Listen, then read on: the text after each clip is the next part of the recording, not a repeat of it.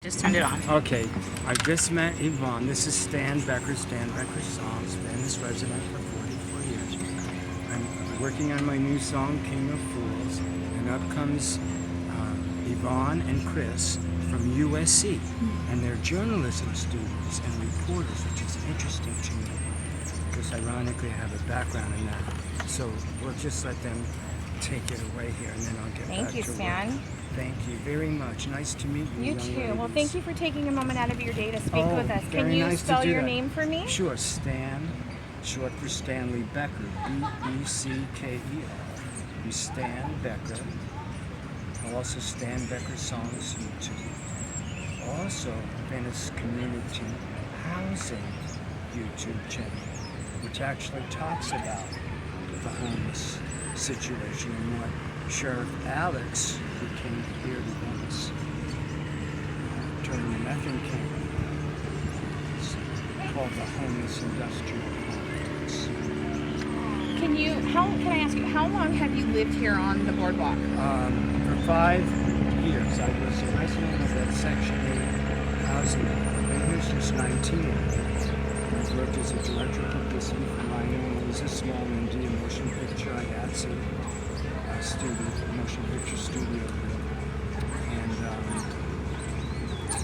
I've done a lot of journalism back in the 80s and 90s before the internet, when they had really good art directors and photographers, LA Style, and a lot of national magazines, and some actual reporter work. Because after a while, it was very exciting, to interview Jesse Jackson when he was winning primaries, and Ike Turner and Venice Colony State Prison, and a lot of people.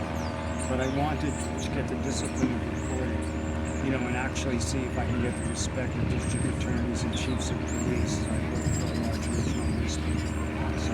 But you've been on the boardwalk for 5 years? Yes, I've been homeless since 2019, evicted from my Section 8 building. Why were you evicted? Well, they say because I was short of rent, which isn't true. It's very upsetting to tell you, but it's important. If you truly want to research the unimpeachable documentation behind the really perfect microcosmic example of what permanent supportive housing and wraparound services funded into the billions really are a manifest. They take more than one cup of coffee to take me, but that was, I was poor because of motion picture studio grip injuries, and then but I lived here for 44 years, and I worked all those jobs as a non-criminal responsible community member. And then, when I finally got a chance for Section 8, it was run by Venice Community Housing Corporation, which is also Community Corporation of Santa Monica. They're a white private developer owned, extremely race-baiting, extremely hard left, beyond the Democrat Party, which I've been a member of since my years. JFK was killed when I was 12. And RFK Sr. when I was in high school. See, it's still upsetting because it tore the soul of the nation apart. But anyway, so it ended up being the unimpeachably documented, and I hope that you'll follow through if you're interested. The most serially single violent address in violent Venice, year after year after year. Hundreds of individual LAPDs deployed to that one Section 8 poverty-pent building. It's all Lambert investments, the guy that owns that building, that building, that building, that hotel, Pennsylvania felony. And there was no way of stopping the violence before I got stabbed there. There was a suicide cluster. I got introduced to things that were challenged to get over, the kinds of things we want to protect.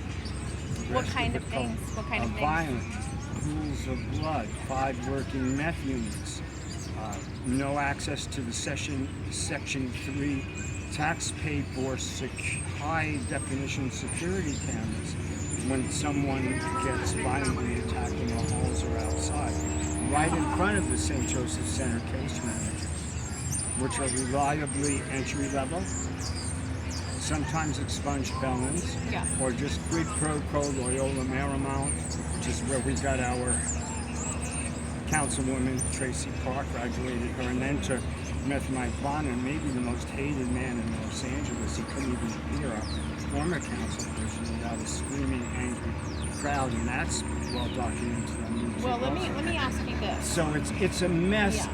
$430,000 Alicia Adams Kellum on top, now working for Karen Bass, was St. Joseph's, now Los Angeles Housing. They're housing no one. You'll never find Venice Family Clinic, Venice Community Housing, any of those $1 million Whoopi Goldberg superstar vans here on this heat stroke temperature saying, do you need a glass of water? Do you know, and I've seen people needlessly and preventively go slowly to waste. And then there's also a purposeful importation of violent criminals. Because this was the here on the boardwalk? epicenter, because that's the dirty deal.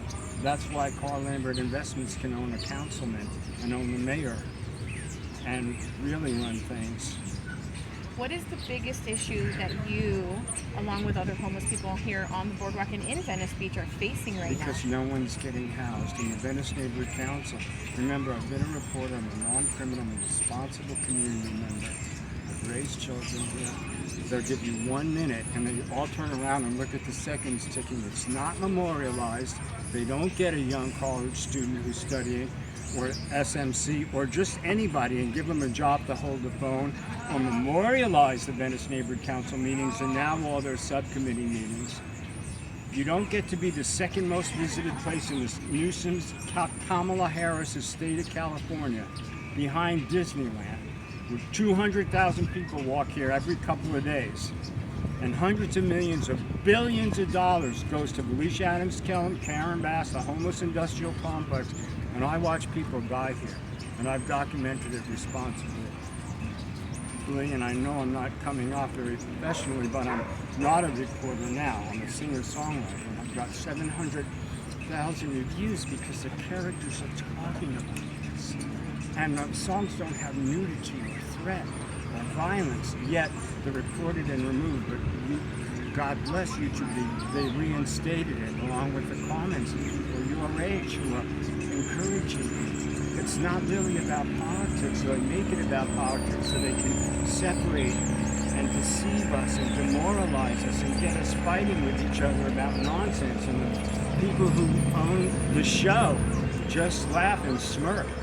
I mean, why can't I speak for 2 minutes or 5 minutes at Venice Neighborhood Council when every senior person, Marion Ensley from Karen Bass's office, I go there with a telephone, I'm attacked.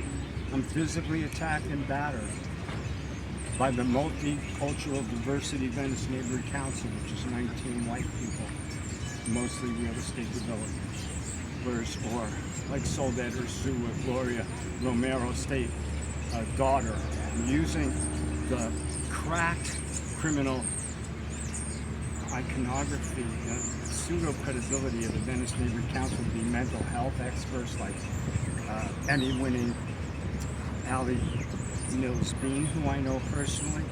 They'll just have the same staff rate Venice Community Housing Corporation. You catch them in it, you say, that's not a safe place for youth. I'm here every day. Got sexual predators on youth. I can document that. I know the names, the dates, and the people. Bam, I'm shut out. So it'd be interesting to see if they let you air anything. So that's why I asked you, Yvonne, to record this, because it's upset to remember the people I care about, you know, and I'd like to come off professionally like the podcasters in your generation. But I'm 73. You know, I got a complex medical history. I'm not a drug addict, and I'm not drinking or any of that crap. I'm not even taking a doctor's drugs. I'm working now and I'm getting, you know, I'm just doing what I can with the little that's left of me. Okay. Thank you so Is any much. of this helpful? Absolutely. Thank you. I'm Gave me